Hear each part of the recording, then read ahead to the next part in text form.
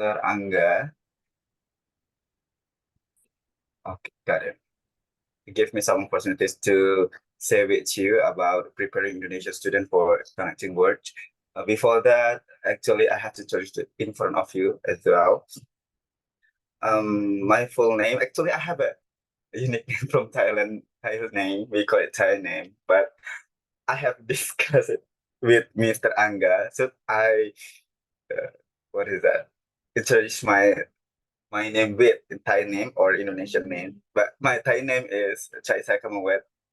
My Indonesian name is Sonia Fianza. You could call me Sony like that. And then I originally from Jambi because I have Aziz here, right? Because Aziz from Jambi, by the way, and I know your university because my university near from you, from yours. What is that? Islamic State University, right? And me, Jambi University. That's actually my major is not English literature or English, blah blah blah, but my major is chemistry education. Mm, but we could discuss today about globalization and the impact for education. Okay, are you ready, guys? Then we can have. May I know where your Chinese names come from, son? Okay. My my Chinese name comes from when I was in Thailand, 2018. My papa, I call it papa because I have what I call it stepfather. My stepfather from Thailand gave me that name. Actually, it's a unique name because Chai Sai and Kamawet, but not called Chai Sai like Indonesians say that. But they called me Chai. They call me Chai, but they call me Son too. I guess it's really, what is that? When I was in Thailand, I was really confused about the name because we have a long name. As we call it complete name, right? Full name. But oh yes, sun sign, right? But in Thailand, I guess they always call the friends or the others say that pig. We know that pig is baby in Indonesia, but it's not weird, but it's okay. Pig, cock, piam, and the others that yes, 555 in Thailand is ha ha ha, right? Okay, thank you. Miss Suchi to everyone too, right? Okay, Mr. Azi, may I know that Miss Azi here? I'm here. Hi, Miss Azi. Nice to meet you, by the way, because you are from Jambi. I'm so excited about that. Oh, you're from Jambi too? Yes, I'm originally from Jambi, by the way. Which part? Yeah, Kota Jambi. Oh, I'm basically Kota What? Jambi. I mean, like, What yeah, about like, you? let's we discuss first, then we talk about it. Yeah, maybe the answer, right? Kita talk about preparing nation student for a connected world. I know that without further ado, wait, okay. What why DYT, right? WDYT. What do you think about these pictures, guys? Maybe someone to talk about this, please. Anyone to raise hand, please? I don't know. This is Mr. Thailand too. Hello. Yes. I'm from Thailand because you try to write down with alphabet of Thailand. Mr. Use glasses, please. Okay, nggak ada. Mr. Sunshine, what do you think about this? Okay, so I just want to help Moonshine to understand the question. There is no question. It's like we are asked to compare. There is a picture displayed on the screen right there, Mr. Moonshine. So it's actually showing a very evident disparity when it comes to education and infrastructures. I believe that region to region, I just having a debating tutoring class before, and we did discuss something. we did something. We did discuss something about the the feasibility and the justifications of national exam. So at that motion, we truly engage in whether or not national exam is applicable. And we know that we should reject the idea of national exam. I mean, like standardizing exam is not appropriately justified to be done in Indonesia, because we know there is a huge socio-economic disparities that this ultimately impact to the quality of education, the learning process, the facilitations of the teachers from region to regions are completely in different level, and that's why standardizing the level means equalizing the level of difficulty for every exam, for every subject. Really not fair or unjust actions to be done by the government.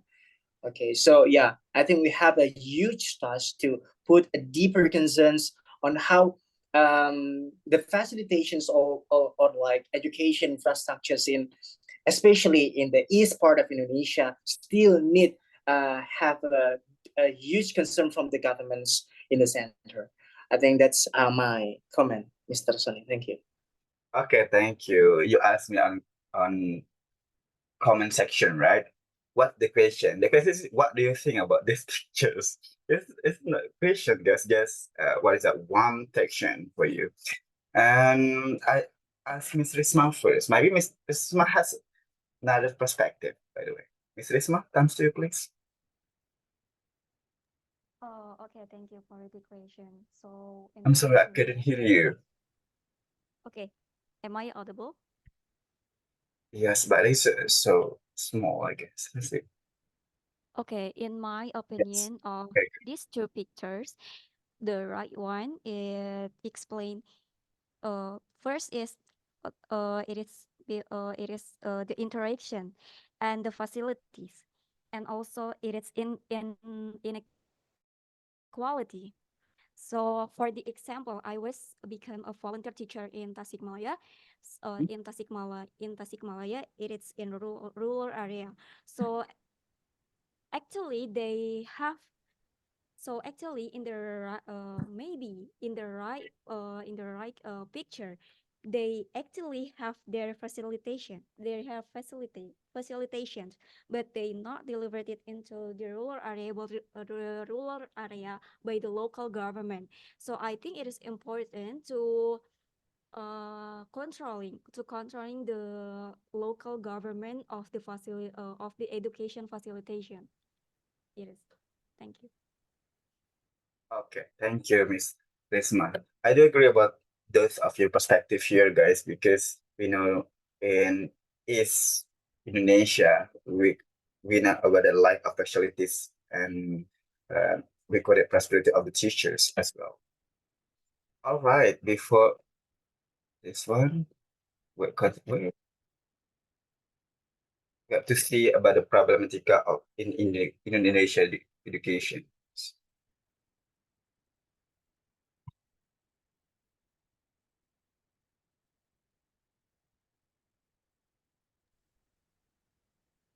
Hassan, I don't hear any voice, any sound, sorry, from your video.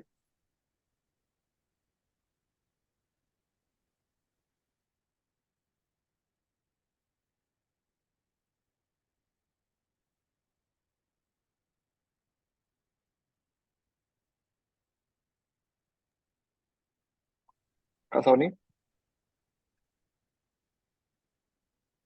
I think your video doesn't have sound. I don't know about the That's others. how about the others? Me too. I can't hear anything. Yeah, I don't hear any sound of You need to the reshare. video. Need to reshare your screen, but by Huh? clicking the audio, sharing the audio first when you want to share the screen. Okay, you can how to say, close the screen first, and then reshare it again. Reshare it by clicking the audio. Oh, I see, I see. Yeah, Yeah. the Zoom screen. Yeah. Yeah. Wait a minute.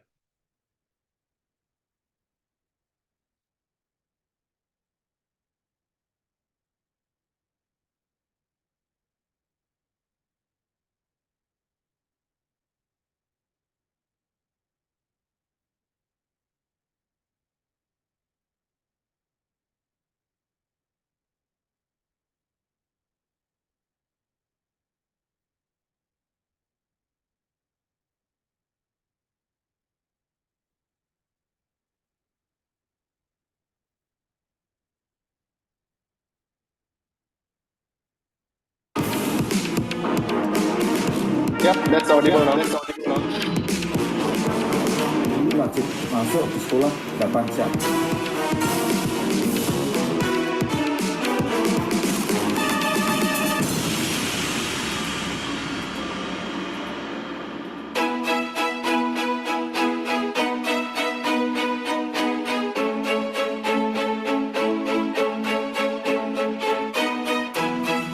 Ini cerita tentang pendidikan. Potret kemakmuran sebuah negeri bermula dari sini. Peran guru sebagai pilar utama ternyata memiliki segala macam persoalan. Indonesia menjadi salah satu negara yang diukur sejauh mana layanan pemerintah terhadap pendidikan di Indonesia gitu. Nah, Indonesia mendapatkan skor 77 dan itu memang di bawah Ethiopia yang skornya 79. Kita belum ada pemetaan atau evaluasi secara nasional terhadap kualitas guru di Indonesia. Ada namanya UN segala macam gitu, UNBK segala macam. Yang dievaluasi siswanya. Tapi pertanyaannya, guru yang ngajarin siswa supaya dia bisa berkembang dengan baik, itu kualitasnya gimana? Setelah siswa pulang, guru tidak pulang. Mestinya melakukan evaluasi apa yang terjadi hari ini. Evaluasi bersama, kemudian buat perencanaan besok apa yang harus dilakukan di sekolah. Bagaimana pendidikan karakter mau dibangun kalau gurunya nggak pernah ada di sekolah? Guru wajib masuk di sekolah 8 jam dan jamnya 5 hari. Sebenarnya itu nggak ada masalah ya, karena selain dia berada di lapangan, di sekolah maksudnya, di luar pun masih harus banyak pekerjaan-pekerjaan, tuntutan-tuntutan yang harus dilakukan. Nggak masalah untuk 8 jam. Saya pikir kalau kualitas guru itu sudah sangat memenuhi. Tapi background ini yang harus kami hadapi itu berbeda. Kami di sini ibaratnya diserahin orang tua itu anak untuk dididik totalnya. Ya, jadi perbaikan akhlak, mulai dari perbaikan tingkah laku. Kadang kami harus mengeluarkan uang dari kantong sendiri untuk menopang mereka. Saya konteksnya di di pendidikan alternatif, sehingga cara kami melihat guru itu bisa jadi beda dengan pemerintah melihat guru. Jadi kalau memang kualitas guru dari kacamata seperti itu buruk, ya mungkin banyak faktor ya. Bisa jadi guru-guru yang mengajar memang tidak terpanggil hatinya untuk mengajar dan akhirnya melakukan malpraktek di mana-mana gitu kan, dan itu bahaya banget gitu. Di sisi lain, siswa tidak serta-merta dapat menyerap seluruh materi akademis ketika beban masalah sosial ekonomi keluarga ikut berangkat ke sekolah. Anak yang orang tuanya ada persoalan, anak yang dalam kondisi ekonomi tertekan, nah itu kami memberikan materi akademis hanya bisa masuk mungkin 20-50%. Bidang akademik itu akan bisa tertangani dengan baik kalau mental siswa, kepribadian siswa itu juga memenuhi standar sehingga kami akan gampang memasukkan akademis itu ke dalam jiwa mereka. Maksud aku nggak usah stop tuduh-tuduhan, do something about it gitu. Kalau semuanya bergerak dan semuanya merasa bahwa punya role dan berkepentingan untuk hal tersebut, things will change gitu. Mencerdaskan kehidupan bangsa bukan hanya urusan pemerintah, tapi kepedulian dan peran serta semua pihak mutlak diperlukan. Untuk peningkatan mutu yang pastinya adalah pendidikan dan pelatihan. Sedangkan sekarang, zaman sudah abad 21, itu sudah lebih global lagi. Nah, ada bagian-bagian guru yang mungkin tidak bisa mengikuti perkembangan zaman. Mungkin daerah-daerah yang terpencil, yang tidak mengenal internet, ini agak susah gitu. Dan ini yang harus ditingkatkan.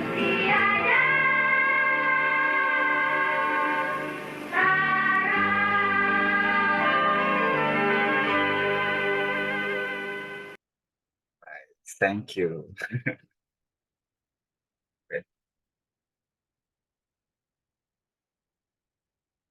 Mr. Again. Yeah, thanks so much for watching that videos. I want to ask you, what did you get from that videos, guys? Anyone raise her before I ask you to comment that videos?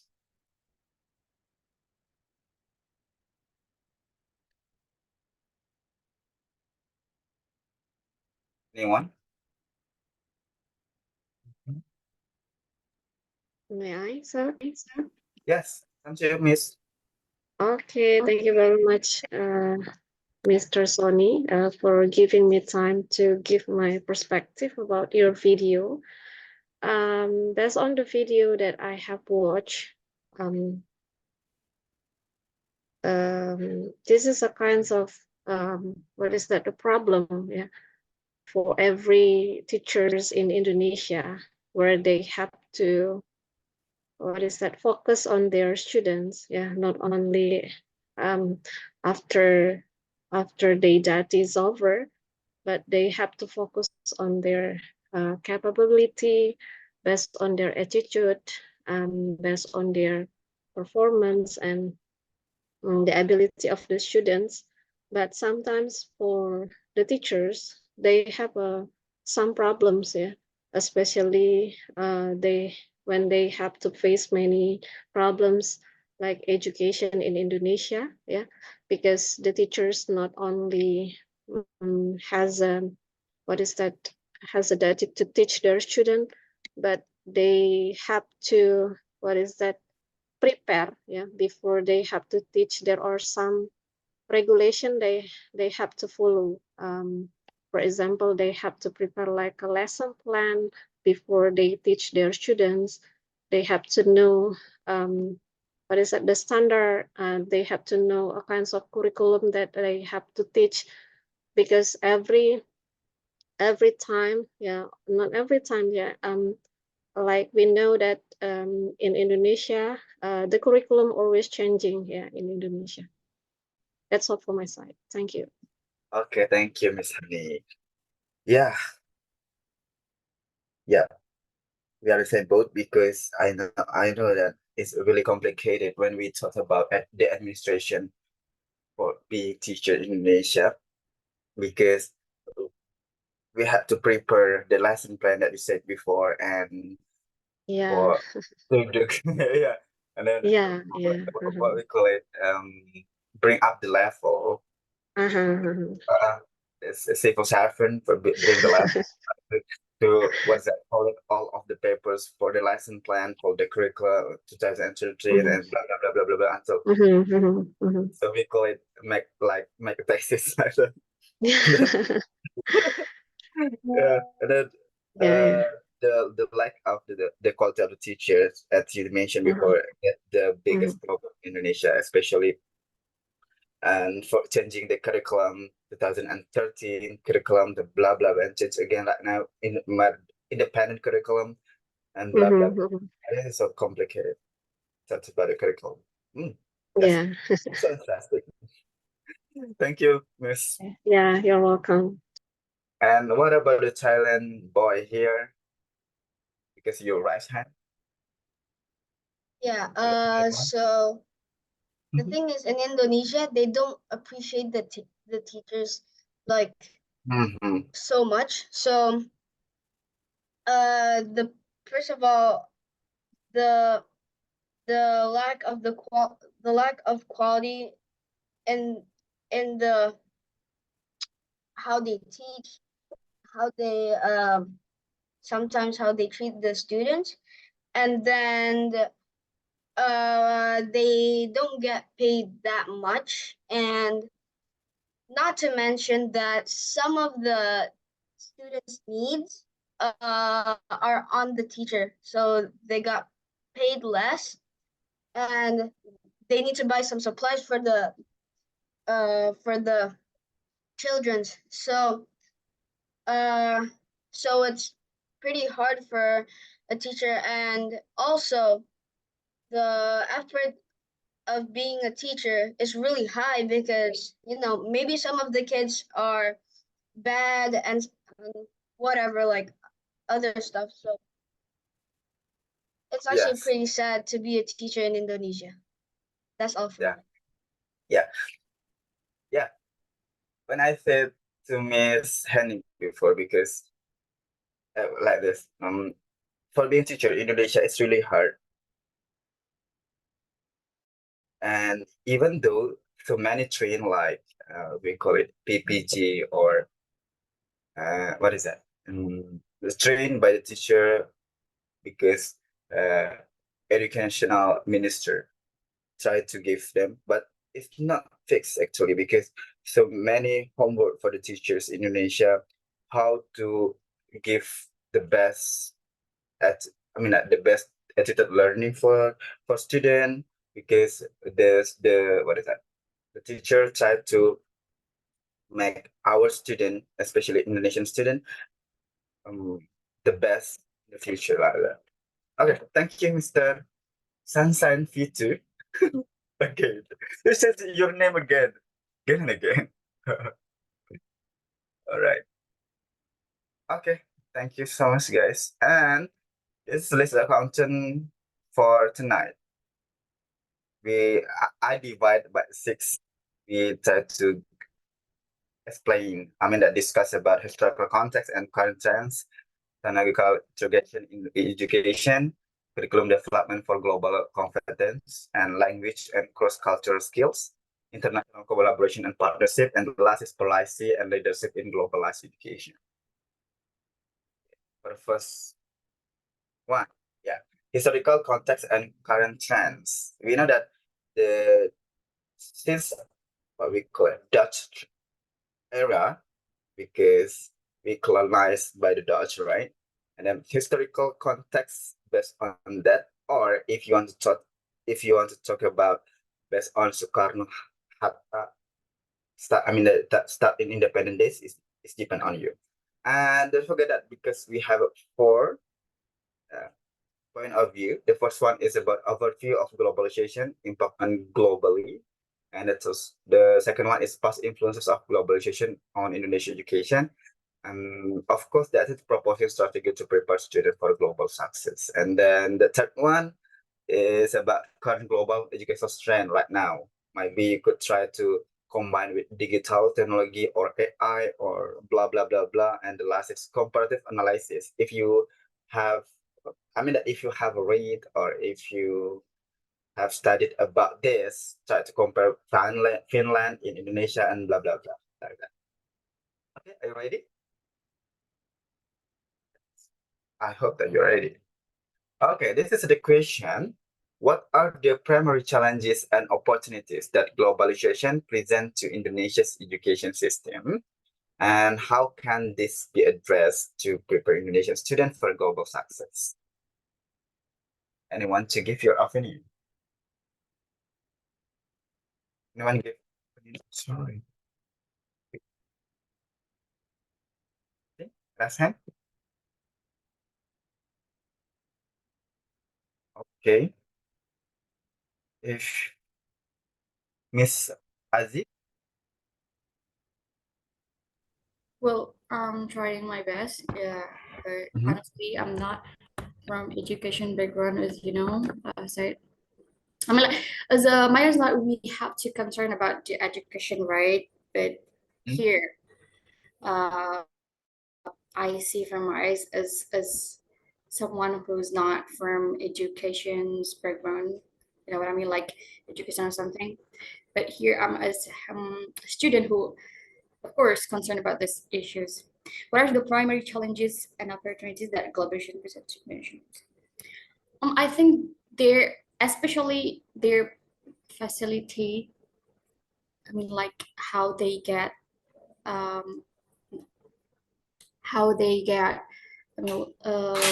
knowledge, or the teacher gives.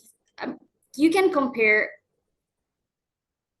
like usual school with the, let's say, it's expensive school or international school.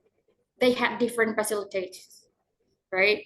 So I think that how make it different result, make it actually every child has their own ability to have knowledge as good as possible, but what things that support them to get the lessons or knowledge, it make it limited. Yeah, I think so. Okay, thank you. You try to combine from facilities that with facilities and challenges and opportunities that globalization present. Okay, thank you so much, Miss Azi. And what about the others? Anyone raise hand? I'm gonna go to toilet. Yeah, please.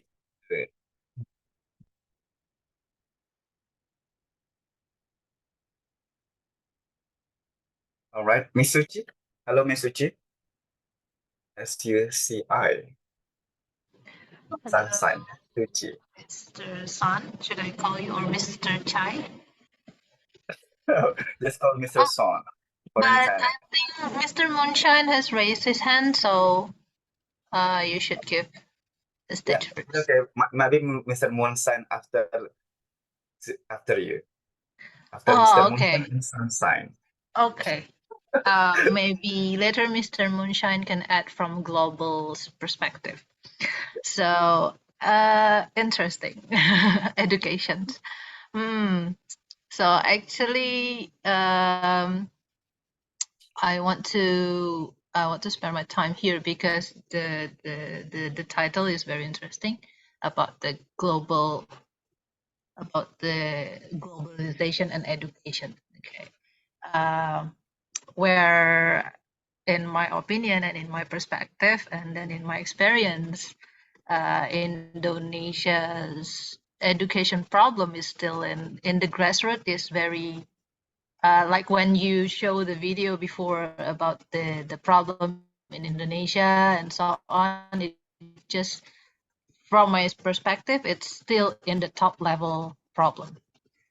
Still haven't reached the grassroots, very in the remote area, which is the major problem in Indonesia's education, in my opinion. So, what are the primary challenge and maybe later Mr. Moonshine can add for opportunities that globalization presents, because I don't really understand about that. So like the primary challenge for globalizations, maybe until now we still put all of the burden for education in Indonesia to the teachers. Meanwhile, actually, education is not only the teacher's responsibility, where education is actually all of the people's responsibility, including the parents, including the government, including the society itself, even for the grassroots government, like kepala desa and whatever it is. Because from my experience, not only, let's say before there are people said about the facilitation, about the teachers don't get paid enough for what they work for, but I have experience like where the teachers want to teach, and then they have a hike hike for the salary, because in the government facilitate them with the high pay so that they want to go to the remote area. But the problem is about the geographic, like we cannot reach the place, we cannot reach that area only to open the school, like something like that. Because like our problem in the grassroots is still like inequality, because our country is very big, and then it just like Mr. Sunshine said before, that each region has its problem. Like even one school has a lot of facility, has a lot of teacher who is eager to teach, but the family or the parents not really interested into their child's education. They want to bring them to work or something like that, and then so on. So I mean, like it's still inequality, and then inequality. I don't know how to say it in English, but in Indonesia I called it like the main or the primary challenge in Indonesia is ketimpangan, and then our main homework is pemerataan, because like our country is very big. And then what I see before about the education problem in Indonesia is still in the top level, haven't reached the main problem actually. So that is why globalization for Indonesian education is very big enough to reach, in my perspective. But I guess we have that, and then we can hear for Mr. Monshine perspective for that, for opportunities that globalization presents. I think that's all for me. Thank you so much for gives some perspective. I guess it's really interesting because you try to combine with that videos you watch, and the responsibility start from the teacher. Not actually, it's not only a teacher. Yeah, of course, the society and the family, the chairman, and so on. Right? Okay, thanks so much, this, and so many challenges that to address this motion. So we try to moonshine. We try to what is that? Moonshine raise hand right now. Hello, Mr. Moonshine. We try to hear from you perspective, please. No, please. All right, thank you so much, Mr. Sonny. I really like the others' opinion about how they see Indonesian problem towards education, and I think education is one of the most important thing that our country should address as one of the important role to connect into the global society. And it's related to your video before that say actually Indonesia, the way that Indonesia approach our country itself is really wrong in the first time. For example, we try to approach our education system with the mainland system, but actually the geographical things in Indonesia is we are island country, not continental, not like Europe or Europe.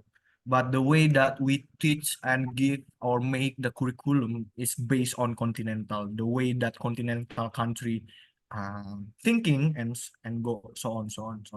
So actually that's the primary challenges that we, the reason why we are so hard, so difficult to improve the quality of our what's that, our quality of human resources, because the way that we approach our countries based on continental system, not island system. And also it's related to the first picture, the difference between the left picture and the right one. Imagine that Papua students, they live daily in nature, different with the city, different those who live in city. So the approach should be based on nature, not based on the way that city thinks with the economic things, technology, and so on and so on. But we should shift it to the nature. And also after the curriculum, the system that we develop, the second one that become our problem is actually our prosperity. All that involved in our education, teachers, students, or parents, and the society as a whole system. So how to say, like we have a lot of productive age number in until 2030, 2038, something like that.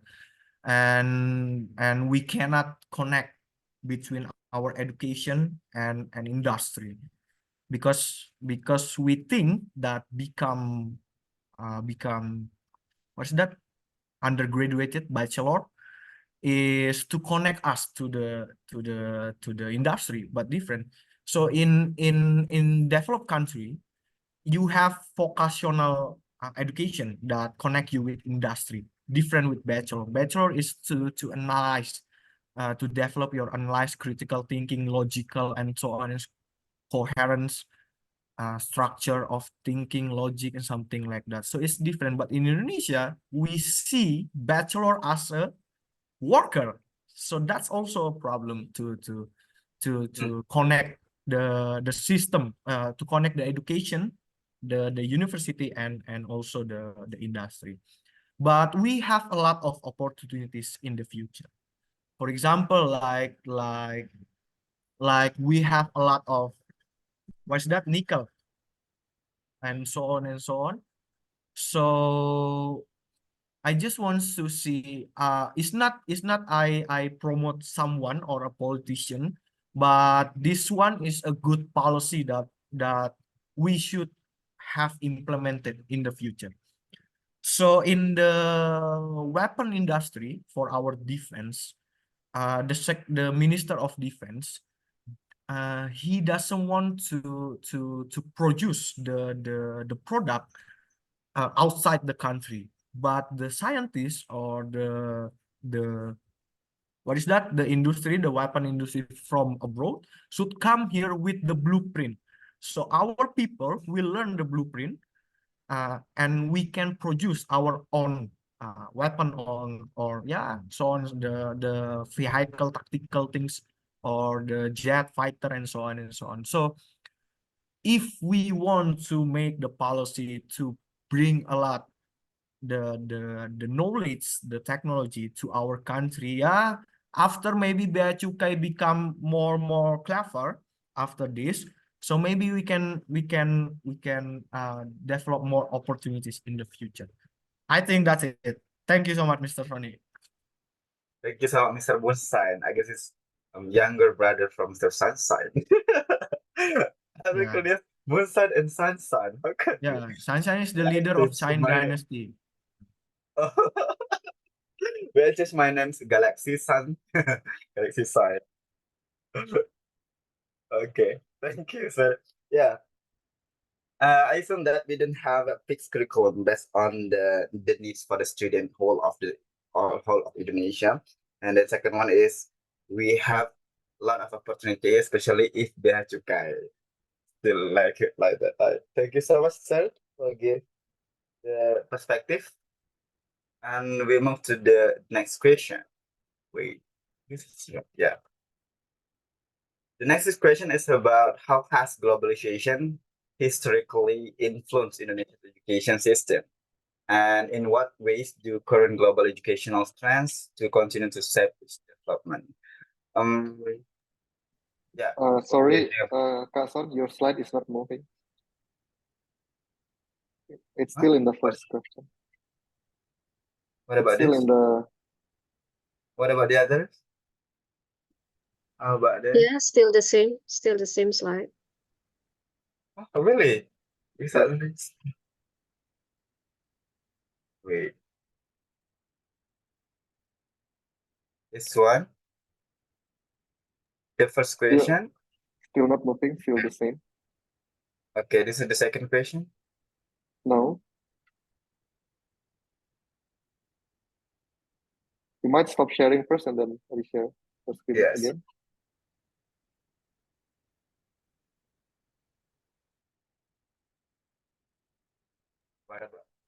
Yes. Just for your Lena? information, guys, Kak Sony has a lot of questions to discuss.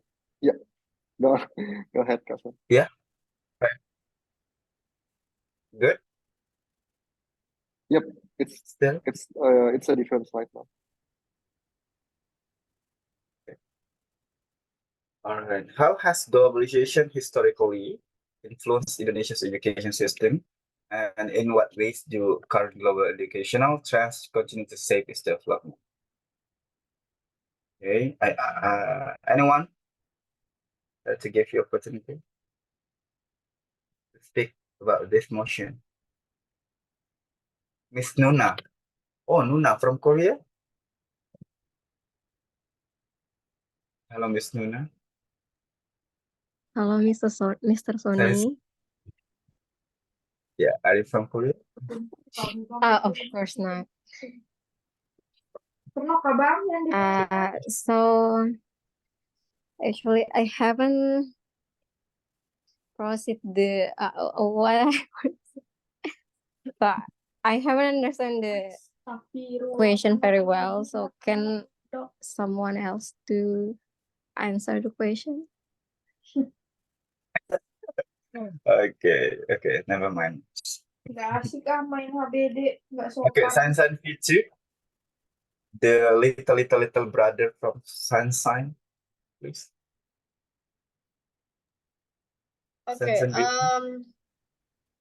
How has globalization historically influenced Indonesia's education system, and in what ways do current global educational trends continue to shape its development?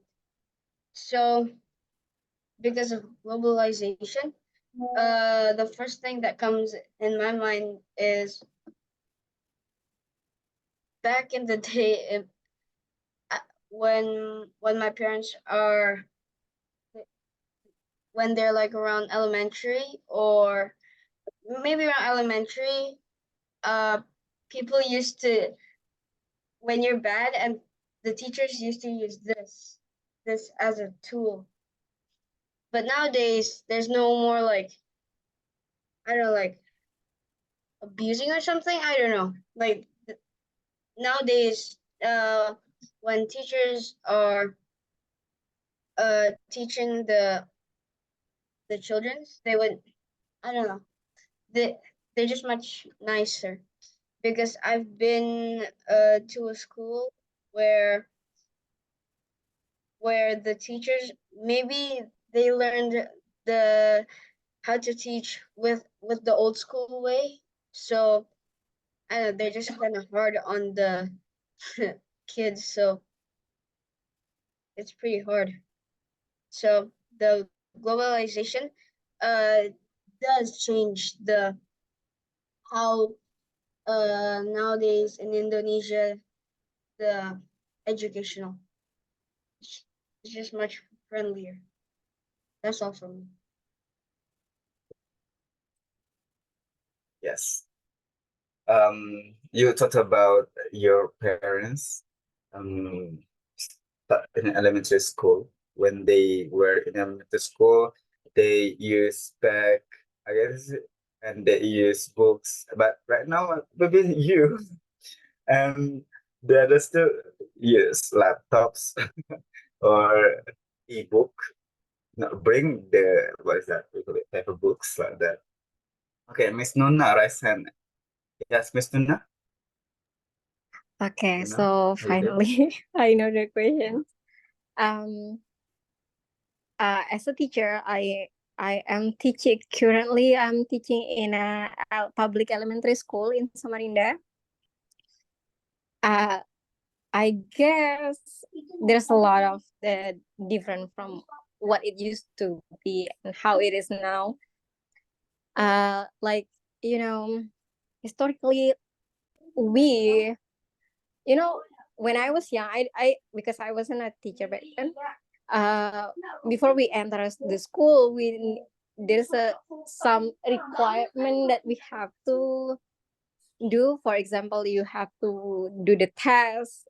Like if you want to enter an elementary school, right? You have to do the test, and they will test you if whether you can read or not, and then you can study. But now, like everyone can just apply as long as the age is fit. Like you are on the you are 7 years old, I guess, the least one, and then you can just enter the school. So the problem is, I've been teaching like for around 2 years in this school. I have a students who already in the 6th grade, and they haven't known how to read. Like they literally cannot read, and that sometimes make me sad. And I don't know, I if sometimes something like sometimes I think I want to do something like to help them, but as a honor teacher, like I have Oh, many things to do. Like I work 7 to 7 days, and it's sometimes a day I work like more than 9 hours. So sometimes it's like burden is a burden as a teacher. Like when I have to teach them, but they don't even know how to read, and yeah, that's the difference between how it used to. I guess it's not wrong. I mean, the system is not totally wrong. Maybe just I even question some things, and yeah, that's it. okay. Yeah.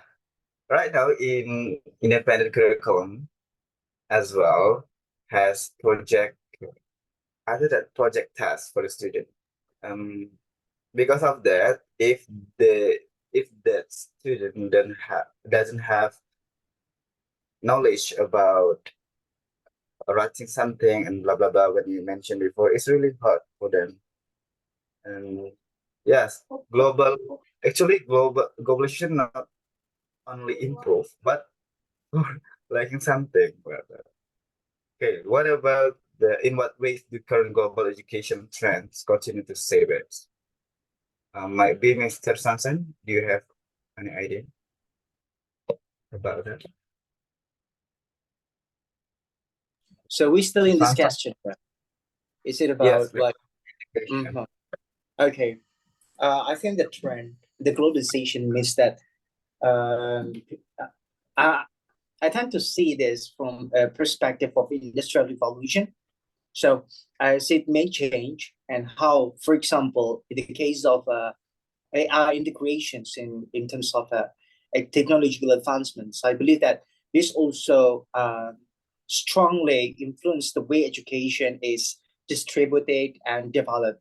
Because like um, the moment, for example, like China become the most leading country in doing research related to AI, somehow they can overcome the problems related to their economic growth, and it has somehow have a relatively competitive positions with the USA in terms of the top leading countries economically.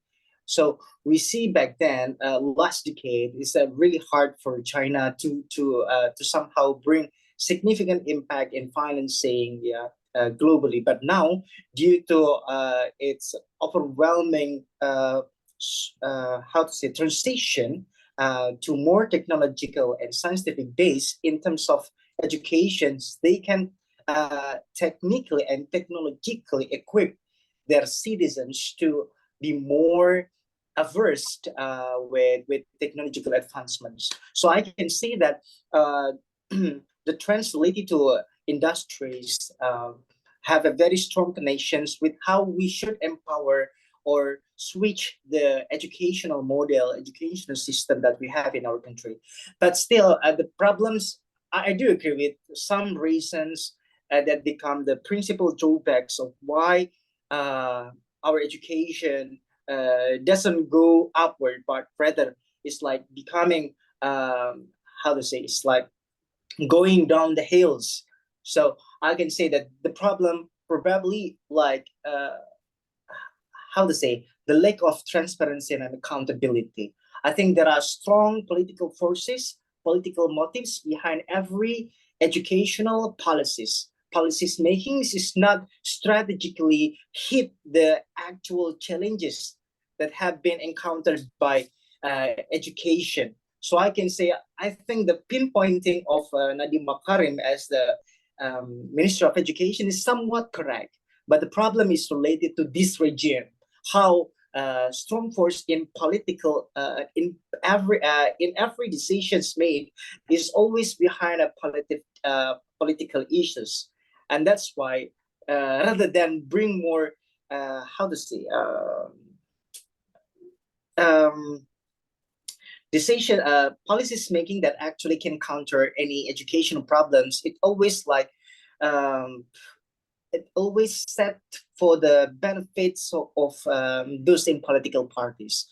So yeah, I think it depends whether or not we can be more transparent and accountable in providing educational facilities and education infrastructures, because I believe that in the next or in the upcoming government, it will be even harder for the society to do check and balance, because I think it will be less transparent, and the process of accountability will be harder to achieve, since in the process of there are a lot of news in social media that Prabowo tend to be more authoritative leaders than the one who is like upholding their democratic values. So I can say it will be harder for the educations in the upcoming, especially knowing that the UKT tuition fee, of course, experience 300 until 500 increasing from the actual price. So knowing that it becomes somehow categorized as tertiary education, means it's optional, not obligatory, and somehow we question whether or not we are ready to empower the quality of Indonesian 2045 generations that should be golden, but I don't know, probably it will be frozen or even chopper. Yeah, so we somehow questions every policy made by the governments, not only the government but also the Ministry of Educations and all the entities related to these policies making. Yeah, so something wrong happening, but still we need to also answer the global challenges regarding technologies, the developments of science, and so on and so forth. So it becomes double burdens on the shoulders of every stakeholder related to educational empowerment in Indonesia. Yeah, I think that's my comment. Thank you. Thank you. I assume that we need transparent for improving the quality of the teachers, and we have to do strengthening the strengthening the policy for education. Thank you, Mr. Sunshine.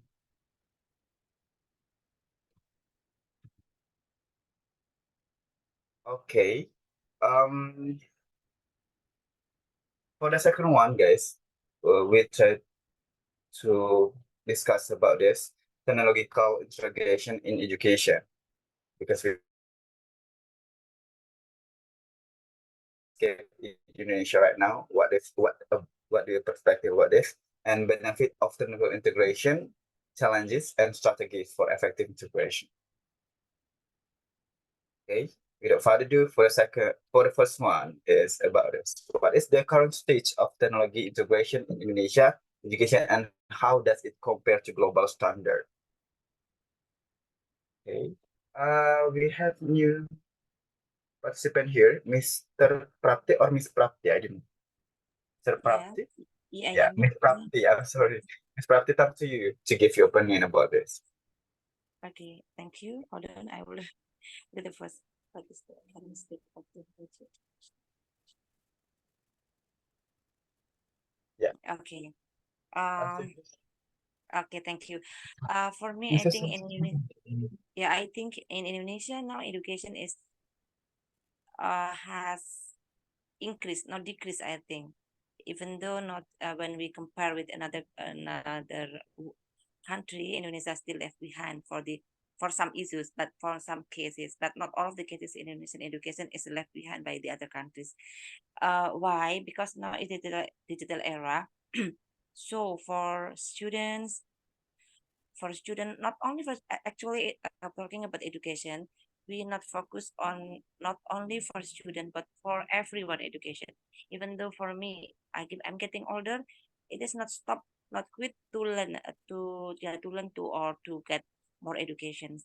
Now a big so if in technology in digital era, the technology is talking about digital era also.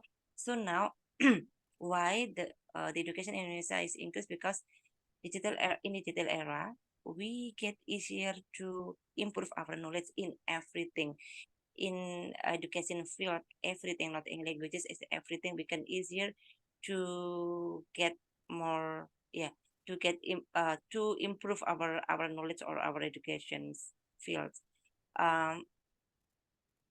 So, and also when pandemic coming, for me that was pandemic coming also give a benefit for all of people in the world, especially in Indonesia, because we can study or learn together by Zoom meeting. So there is handicap anymore. There is handicap or hindrance anymore. We can learn easily with somebody else, even though across the world. I ever read in news that for the Zoom meeting or a Zoom by not Zoom meeting, not only Zoom meeting but online learning programs in Indonesia will help. Will help in rush. All of the Indonesian people will do it maybe 15 years later, but because of pandemic coming, so it's now is faster than prediction just because of the pandemic. So pandemic also give benefit for uh, uh, into education field. So related to refers to the questions. What is the current state of Indonesian education in Indonesia, and how does it compare to an global system? Okay, Indonesia now can compete with another country or global standards education. That's my opinion. Thank you. Okay, thank you. We are proud being Indonesian people. We are proud. NKRI harga mati. Oh, okay. We don't need compare from our nation to other. Yeah. Thank you. Indonesia is Indonesia. Okay. Thank you, Miss. Next, Miss Suchi. Miss Suchi, thanks you, please. Miss Suchi, I guess. Suchi. I Miss thought Mr. I don't know how is it Sunshine version 2 has Oh raised yeah, his hand Mr. Sansan, first, only not me. Pichi, first one. Mr. Sansan Fitu, yeah, okay. The little brother from Sansan Fitu, please. Okay. Thank you, Mrs. Suchi. And Mr. Sony. I think now we're starting to plant technology into Indonesian education. For example, like what just Mrs. Prapti just said. We are starting to use Zoom meeting. I don't know if like it's only my school or like every like other school else, but for my school, for the final exam, we use laptops, and if you want to do your homework, it's gonna be much easier because there's ruang guru. So yeah. You So I mentioned think yeah. So I think now I think we're starting to get there. You know. Yeah. So that's all for me. Okay, thank you for a good example, yeah. And last, Miss Suchi, I Okay. want you to answer this question. How does it compare to global standards? Because anyone didn't answer this one. Thank you, Miss. Okay, how does it compare to global standards? Okay, so but first of all, that I want to appreciate for education ministry for some kind of effort that they have to integrate technology for education. For example, like we have like a PMM platform Merdeka Mengajar. It is so I had a chance to learn about it before. It is very convenient. It is very comfortable to use, but the problem is the distribution, like how they distribute about this knowledge, how to use the platform itself. Like it is very convenient and helpful for those who already familiar with the technology and well at some kind of standard, but when we talk about Indonesian education, like I talked before that our major problem is, well, when we talk about Java centrist, it is like before you show about the problem in education, I think it's only in Java we have like that kind of problem, but our major problem in Indonesia is like much and more serious about that. We have a geography, we have the limit access, and then we have put aside about technology. They don't even like before. Well, before I was employed in West Papua for volunteer about 1 year, joining Indonesia Mengajar, and then like my teacher before, it's just like she doesn't even know how to use handphone. She didn't know about how to use handphone. He didn't know how to use laptop, even if like we lots of source, like Papua has lots of money actually. Like they have a lot of money, and then and capable enough to buy, like we don't have any we didn't have students, but we have like 4 laptops for our school. But the school itself, it haven't we can't even open the school, but the school can capable enough to buy like 4 laptops. So that is the description about the school. Yeah, for the technology itself, like we have technology integration in education, but the distribution itself is not. It's very bad, I guess, because, and also put aside PMM, we also have for government education, like the education which is provided by government, we also have like administration policy.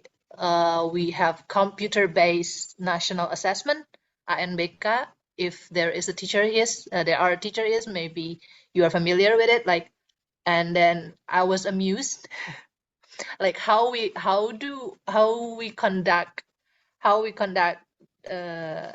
like computer-based national assessment. Even my student can even read, like 6th grade, they still learn about alphabet, and then how they operate the laptop for the assessment. So that is why like that kind of administration burden in Indonesian education, which involve technology integration. So we, like Mr. Sunshine said, there are political reason in each policy, or in each how to say it, kebijakan or something like that. And so we lost the purpose itself. We lost like why do we need about this national assessment? We lost that purpose. So all of the teachers, all of the education penggerak pendidikan, or all the the education department in the government say that we have to do it. We have to do it because it's national assessment. If we don't do it, and then we will have a red report, like rapor merah and report. And that is also another technology integration in our education. But the purpose itself, we lost the purpose. We don't know. They don't know why they need to do that, because like like we forcing something that that don't match our capability. Yeah. And about the technology integration, and then how does it compare to global standards?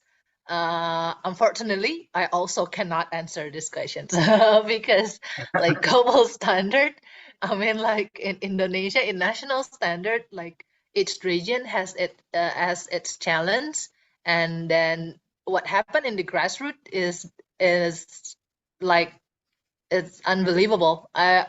Even me, like it's already past 1 year, but what happened in the area that I lived before, like it still feel like a dream, especially when I come back in my area. And then even where I live now is not really the city, but what happened in the remote area like Papua and Tete, even in Sumatra, like lots of things happen and then it's unbelievable. And so for global standard, yeah, so that is why, in my perspective, actually for Indonesian education, we need someone with global knowledge, but with grassroots understanding. Because without grassroots understanding, how no matter good your knowledge about the globalization or global standard, you still cannot imply that in the grassroots what happened in Indonesian education. I think that's all for me. Okay, thank you, Miss. Okay, so many perspectives, I guess. Yeah. And it doesn't answer how does it compare to global standards. All right, we'll continue for the next question, but for the next motion as well, I guess. Because for the next motion, I mean, that curriculum development for global competence, we divide by three, is those of our global competence frameworks, curriculum innovation, and role of the educators or teachers. That's the question. How can Indonesia develop a curriculum that fosters for global competence and ensure the students are equipped with the skills and knowledge needed to thrive in an interconnected world? Okay, anyone to answer this question or a point of view? Miss Vici Fitrayanti. Hello, Miss Vici. Hello, Yeah, sorry, I just joined. yeah. Okay, my Miss Vici, can you answer this? Okay. Mhm.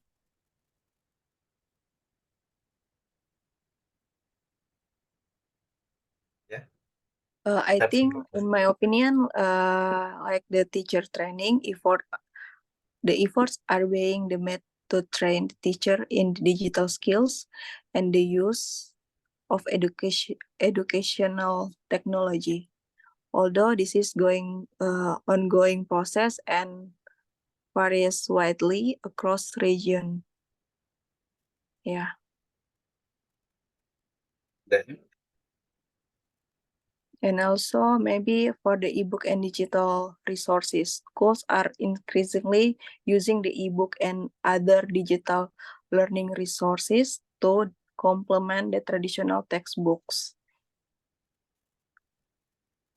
Yeah, I think that's all. Thank you. thank you, Miss Vici. Miss Risma. Hello, Miss Risma. Are you set? Okay. Yeah. Okay, thank you for the question. In my opinion, how can Indonesia develop a curriculum that foster global competence? In For me, the first is the collaboration between the government and also schools. And for me, the globalization in education cannot be merely described as a harmful or beneficial, but it depends on one's position, perspective, values, and priorities. And the important for me is the government policies, or such as while English proficiency is increasingly important in the globalist world, many Indonesian students and teachers struggle with English language skills, but the Indonesian government has diminished the English subject in elementary school. And the and also in the government point of view, that the educators are no longer expected merely to react to globalization, because they must purposefully interact with it. So it is causing the gap. It is causing the gap between teachers and also student. And for me, the how Indonesia can develop a curriculum that fosters global competence, it is the collaboration.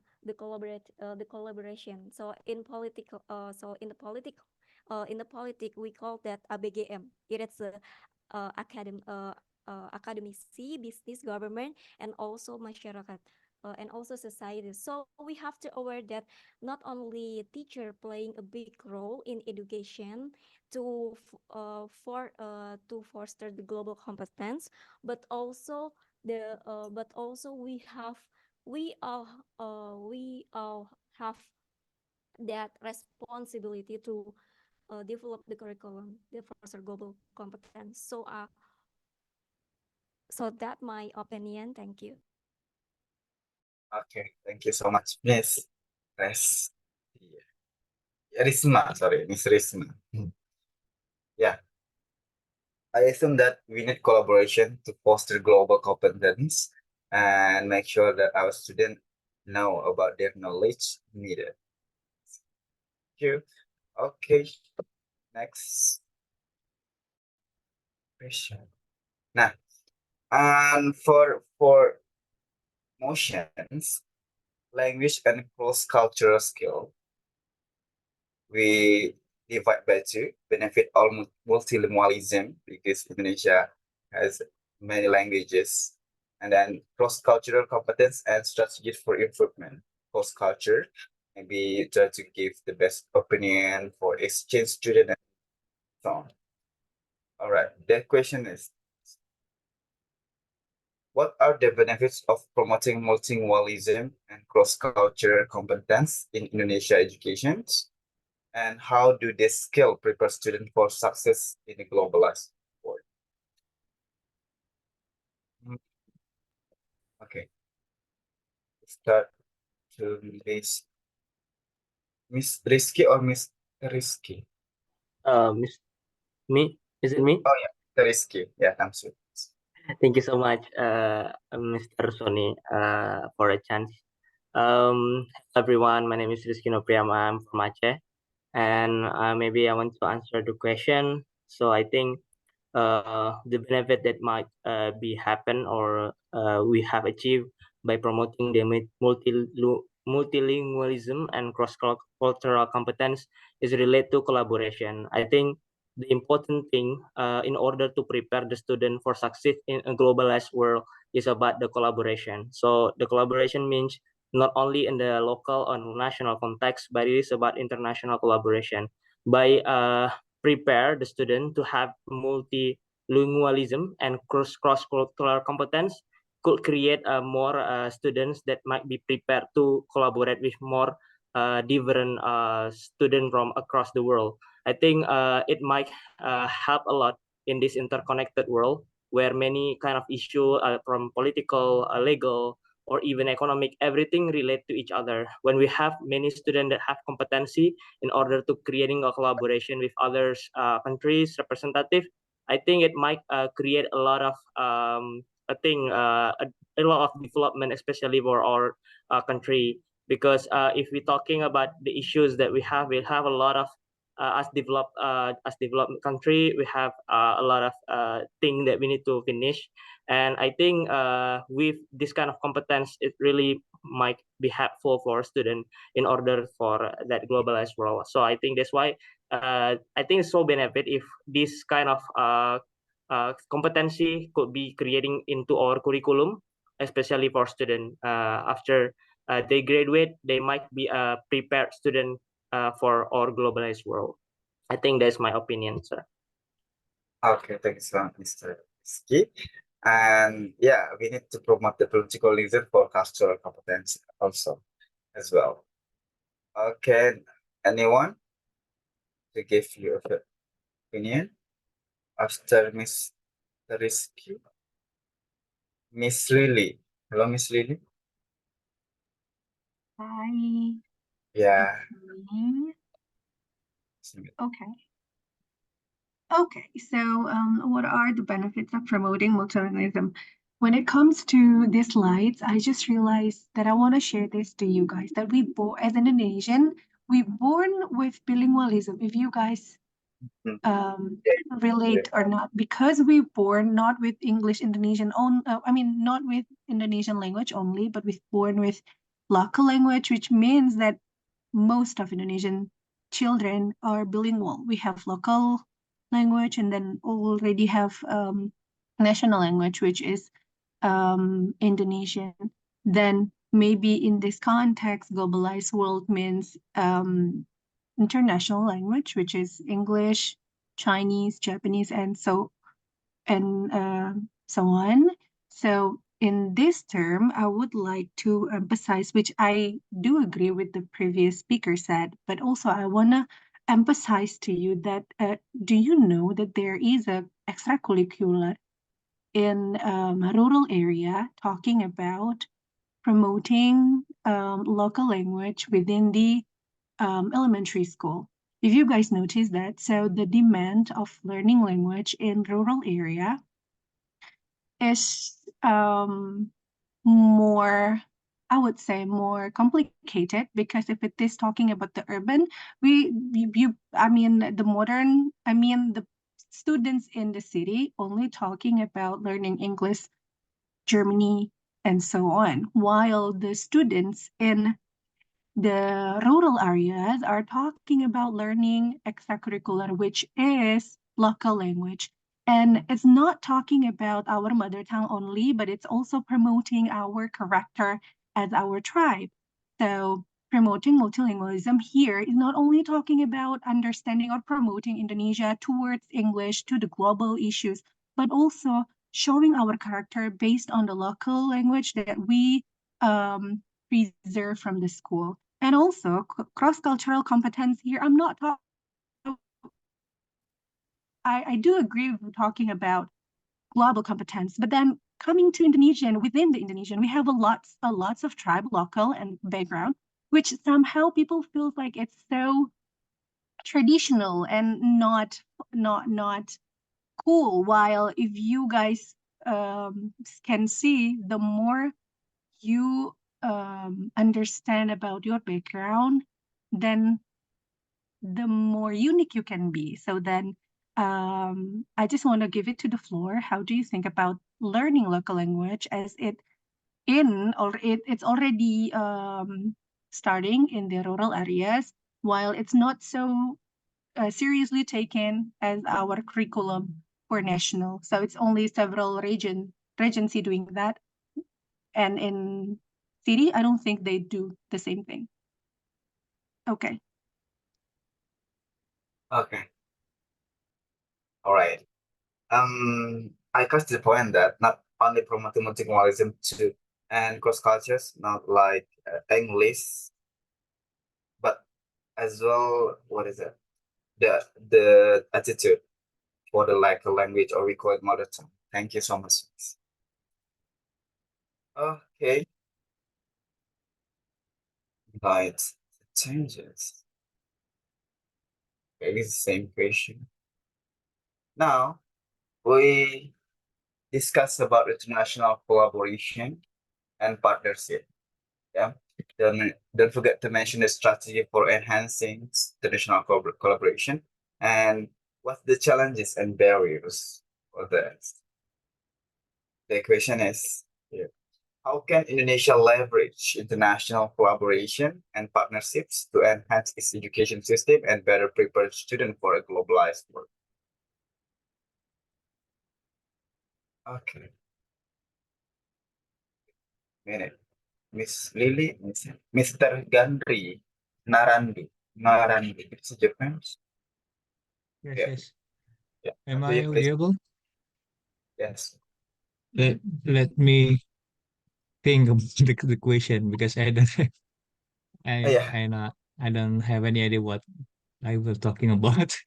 So speaking about leverage international collaboration. Yeah. Leverage international collaboration and partners. Okay, so it's talking like a partnership with another organization, maybe, right? Yeah, like that. Yeah. Sir. So yeah, uh, I think that this change, like, yeah, it will be great, but uh, the leverage international collaboration is like how I mean, not many student or maybe children that have that opportunity. I mean, maybe in just like us, maybe because we are living central. I mean, we live in Java and we live in Jakarta, so we get the information more than the others if we can compare with others live in rural area, maybe in the east side of Indonesia. So how can Indonesia leverage international collaboration? I think it's like we need to promote. Yeah, back to that. It's like a conflicted question, I think. How we can Mhm. leverage if we cannot promote the Indonesia itself. So yeah, that's this will be but our homework, our objective to do that things. But the thing is how we can promote if we don't have any capacity like a student to speaking or maybe to promote our culture itself. I mean, like to encourage children or student to more have brave to speak English, even they're not maybe. I mean, to get used to speaking English is like takes time, right? To make that culture, and and how we can prepare it is about um yeah, this is the opportunity to that it's. I mean, the goal is like how we can develop our human resource first. So after that, maybe we can developing with the partnership in with the other organization like this question. So that's maybe my opinion because I'm not really mastering the question. Sorry, sir. Sorry Okay, for never this mind, is sir. very convoluted question. I mean, complicated. I don't know how to answer it. Yeah. Thank Yeah, you, Pak Sony. complicated question. Maybe the one expertise in education more capable to answer this question. Okay, thank Thank you, you. Kak Judy. Okay, what Mr. or Miss Prapti, love there? Okay, thank you. The same question with Mr. Yeah, Sorry, the same brother, question. brother Gandhi. Okay, Yes. Same question. hold on.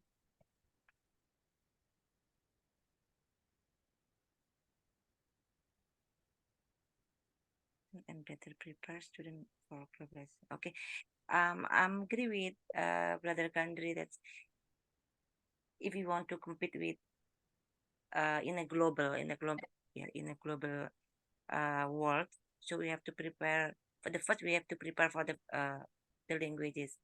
Uh, so the first language is of course in English because English is international language.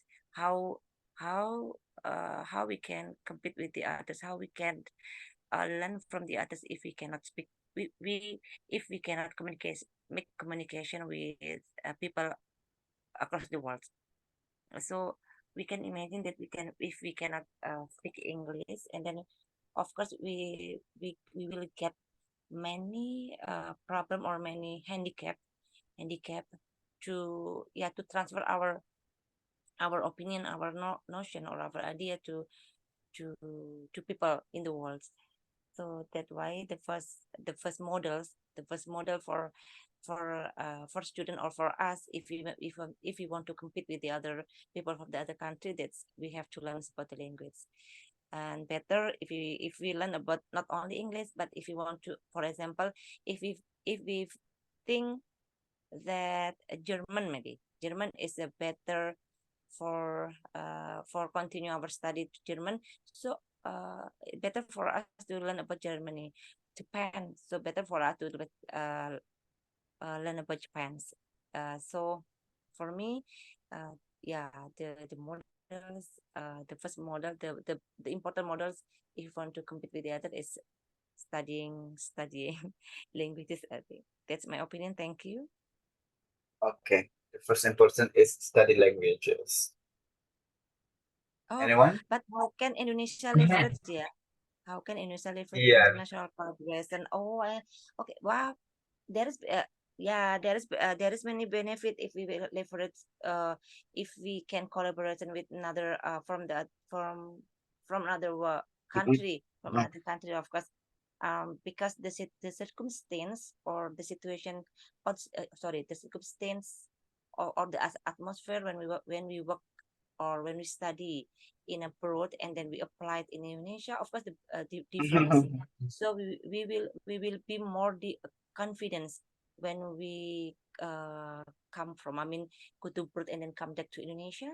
So so of course we will get more skill, more knowledge, so we can apply it in Indonesia. And usually, but not always, but usually when we back from abroad and then come to Indonesia, the company in Indonesia will hire us with high salary, right? So that's, I think, that good collaboration if we work together with another country. That's my opinion. Thank you. Thank you, Miss. Yeah, I thought that many program for international collaboration like student exchange, or we call it AES study, that means study like that. I forgot the name of the program from Australians first. All right, and okay.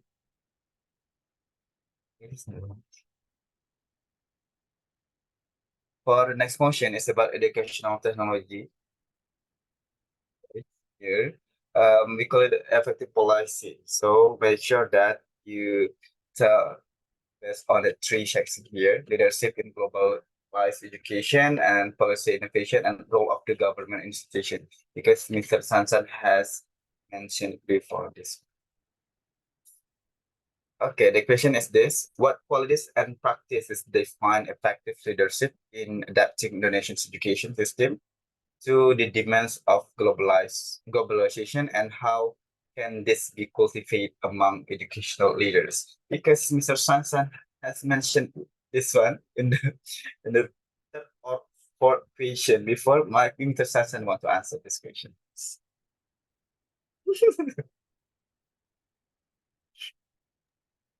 A very complicated question, but yeah. Okay.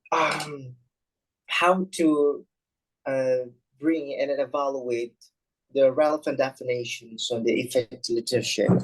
Okay. I believe that we need a typical leader who have a significant awareness and concerns toward the developments of education. This really matters because the moment they realize the importance of education, the moments of how the integrations of technologies toward education really matters and can provide a significant changes in the evolutions of the educational assortments. I think it will be the moment where Indonesia can advance even slightly faster than before. So I can say that we need to change the paradigm. We need to change the mindsets of our leaders because until now, the consensus is only limited to increasing the, how to say, increasing the societal well-beings. More importantly, about how we can sustain the basic needs of our society. For example, like gas and how to say, gas, rice, and how to control the basic stocks price, and to decrease the inflations, to control the price of the inflation, and so on and so forth. So meanwhile, based on the previous case on the presidential elections, people, our society themselves still do not realize the importance of education. Means that the process of leadership right here, it doesn't like, how to say, it's not deeply embedded into every levels of the governments. Okay, so I can say that what has been transformed, what has been transferred to the society is only limited to something tangible.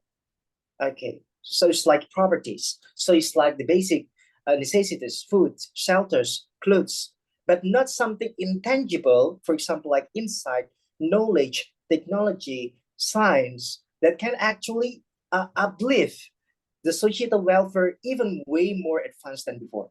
So this is the problem. So effective leadership should be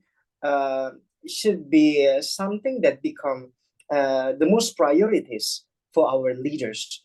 And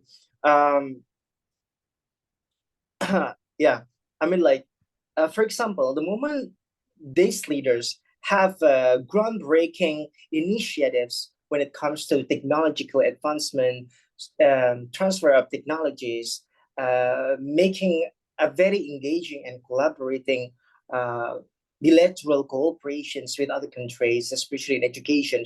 I believe that they will increase or enhance the quality of transparency and accountability of every education policy making processes, and this somehow can bring significant changes on how the leaders in downward levels, for example, like in district, sub-district level, also concerns toward this issue. So, for example, like how Jokowi implement the strategy by calling all the village leaders, to gain more supports from them when it comes to raising the votes, of the number 2 presidential candidates. So I can say the same thing can be implemented. The hierarchy very strong toward everyone who is like under him. So I can say the moment the president has this deep concerns toward educational evolution, this will provide how to say butterfly effects in the way how it will change the mindsets of every leader under him when it comes to education. So yeah, the cultivations of a good mindset, positive mindset for education should be given, should be principally transformed from the president himself, because African sense, if he connect every policy with educational impact, means that it's not only limited to one single ministry, for example, Ministry of Education, but somehow how every policy made for every minister have a strong connections with how education landscape in Indonesia will be positively impacted. Means that there always be educational values embedded in every policy done and proposed by a DPR or also by the executive ministries. I think that's my comment. I'm sorry, it's confusing. All right, thank you so much, Mr. Sunshine. And again, we have Mr. Moonshine after that. what do you think about that, Mr. Moonshine? Mr. Moonshine, are you there? Yeah, I don't know why. Maybe the signal is really bad. All right. So I already agree with Mr. Sunshine, but maybe I put little more of my opinion. So actually, the qualities that can make Indonesia adapt to the modern world, to the technology or the globalization, is the one who has, how to say, like the future thinking, the way that he can see through what is the era, because we never know when the globalization will end, because we can see that there are a lot of symptoms that show us a lot of countries back into the nationalism, into the protection policy. So we never know the globalization will end somehow, or maybe in the future will happen. So, and also the leader that has the quality or the experience, feel the experience, study in Indonesia. A lot of people in Indonesia, when they choose the Minister of Education that graduated from US that and never study in Indonesia, we can see now how they make the policy is not really based on what happened in Indonesia. The problem in Indonesia is not, we are not lazy to go to school, but we don't have the access to go to school. It's different thing. But in his perspective, they see that a lot of Indonesian is lazy to go to school. It's different thing. We're not lazy. A lot of people I see whenever I campaign or belusukan, the problem is not laziness, but the access, the what is that? The equality of access, the quality of the the infrastructure, and so on and so on. So the capability to address the root of causes, that's the really important thing to be I'm really bad at grammar, that the leaders should have in the future towards our leadership. And also we must have the blueprint of our education, what we want from now to 100 years in the future, because we never have that. For example, like every time we change the minister, that time we change our curriculum, the way that we teach, the way the system works, and so on and so on. In developed country, they have the blueprint. In 10 years, we have to achieve this. In 20, 30 years, we have to achieve this. In 50 until 100 years, we have to achieve it. But in Indonesia, we don't have that. We don't have the blueprint of our education. So, sorry. So it changed a lot and it confused us to adapt and participate in global society. So leader must know that his job, his role is to prepare the generation for the future, not today. That's that's how we can be part of the globalization, because what I see in Indonesia, I don't know, maybe because of the pragmatism or our way to defend our power and so on and so on. So we always think about now. We never think about the future, what we prepare for the future, and we never learn from the past. That's the problem. We always see what happened right now. We just see the present. We never see the future. We never learn from the past. That's the problem. So the educational leaders must understand that that education is attractive when the environmental is good, when they can make the access for everyone and the infrastructure also for everyone. And the goal for education is not just for your money or prosperity, but to prepare the future for the nation. That's also become the mindset of our leadership should address to the people. Yeah, maybe that's it. Thank you so much. And I already agree with Mr. Sunshine, so that yeah. Okay, thank you so much, Mr. And we'll move to Miss Suchi. Yeah, okay. It is interesting to give a statement after Mr. Sunshine and Mr. Moonshine, because I do agree with them a lot. Like, first of all, that I want to add, Mr. Moonshine, like, yes, like we have a education minister who study in global but never study in Indonesia. So that is why like we have this kind of policy. But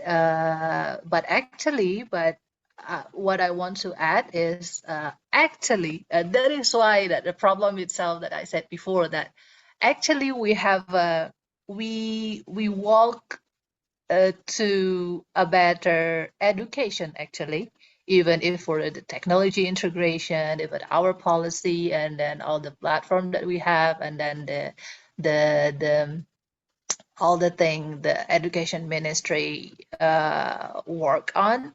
But the problem is the distribution. So like Mr. Moonshine before, that we need to have education blueprints or something like that. Actually, we have that. And then the reason why the curriculum changed is not because of the minister has changed. That's not the reason. And then I know about the information when I have a chance to to join the how to say, a workshop or something, education workshop with the good distribution. And then I was amazed that actually we have a good propose, and then we have a good how to say it, facilitation, and then we have a good access for how to reach the knowledge. But the problem is the capability. Even if the parent capability to understand it, the teacher's capability, and then that will, how to say it,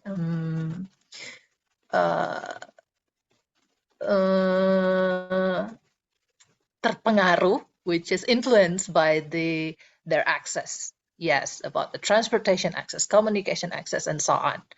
Because in Indonesia, our major problem is not about only in Java, but only is like all of the lots of island Indonesian, and then we have inequality access. That is the problem. So actually, we walk to a better path, but the distribution and then the supervision, should I say it, like pengawasan and also pendampingan. That is the problem. Why? Because our leader in education, they have a global knowledge, like Mr. Munshan said before. They have a global knowledge, and then he knows the demons of a globalization, but he doesn't understand what happened in the grassroots. So he creates like PMM. He creates that how the teacher can share the knowledge. He creates the platform how the teacher can learn and express and create and to connect each other to learn.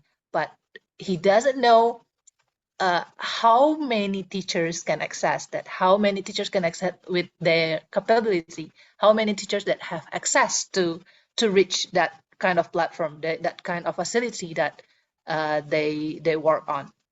That is why. So actually the distribution and also the supervision and also the pendampingan, I don't know how to say it in English. So that is the problem actually, because he doesn't know, or they the top level who hold that kind of policy or create that policy don't really understand what happened in the grassroots. That is why that is what happened in Indonesian education system right now. And also before, I completely agree with Mr. Sunshine. Like before I said that what we need is a leader who has global knowledge but grassroots understanding. And then when Mr. Sunshine said that we can use the Jokowi's strategy, like how to code all of the remote, the low. What did you say before? Like the kepala desa on how to when the certain candidate is a very good strategy, because he knows how to use that kind of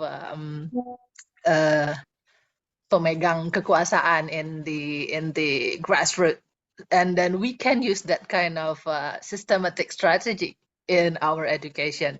I think that is the ideal strategy for our education system. That's all for me. Okay, thank you so much. So I gonna get the mention here. All right, and the last Miss Azzy, yes. Last speaker, Miss Azzy. I'm done. I think it's pretty complete with Mr. Chi. I will also want to talk about something kind of like such pendampingan, but it's already very well delivered by Mr. Chi. Thank you, Mr. Chi. Okay, thank you so much, Miss Azzy. All right. Okay. I guess it's doing. Yeah. Yeah. Thanks so much for joining the discussion tonight, and time to give the conclusion for me that the conclusion for curriculum, we need to fix curriculum. We need fixed curriculum for Indonesian students, and we need collaboration with with other countries, and for multilingualism, and how can we promote multilingualism based on our local language? I guess it's a mother tongue language. And the last, for the policy, we have to strengthen our policy, especially for effective leaders. Thank you. Maybe one person I want to ask you about, what did you get from the discussion tonight? And Mr. R. Hello, Mr. R. You're newbie here. No, okay, Miss Azzy, comes to you, please. Give you the best resume for tonight. Me? Yes, you. That's with you now. Okay. Yeah, I already gave the resume. Well, everything that I got is every single step that we want to make a better educations is start from ourselves. I mean, like, yeah, the deeper of our heart to make it. Even me myself don't have any such a thing that can make a big impact. At least a small impact can influence people, can brings every single benefits, I guess. So that's all for me. Okay, thanks so much, Miss Azzy. And again, thank you so much for pleasing me to present this presentation tonight. And that is for me. I give to our host, Mr. Angga. Well, give round of applause to Kak Sony and everyone here. Thank you very much, Kak Sony, especially for carrying the discussions, and also everyone who has shared their insights, their knowledge about this topic, which are quite exciting and also thought-provoking. For me, I hope that this discussion will be beneficial for your English-speaking enhancement and also new insights that you obtain from friends that shared their ideas in here. Thank you very much again. Well, before we end our discussions, as usual, we are going to take a group photo. But before that, let me share my screen because I'm gonna give something to the.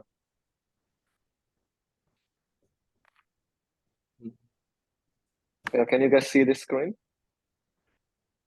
Okay. Yeah, this is a certificate of appreciation from us, OTA community, Kak Sony, because you just led our discussions with an interesting topic to discuss, and also like important, crucial, because now we've been seeing an educational problem in Indonesia recently about the like the expensive fees that students are facing at the moment. Well, let's share your video, guys, because we wanna see your handsome and beautiful face while taking last group picture.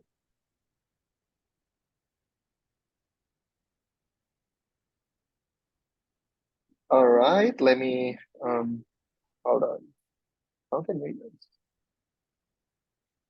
Give me a second. I'm not that familiar with this. Okay. I still haven't seen everyone's face. Wait, give me a second. Thailand. How many people are here? I think 10 to 9. 20. Oh, 8, no? It's about 10, I guess, before No. Okay, it's okay. Oh, what about Suchi and Prapti? Do you want to share your videos?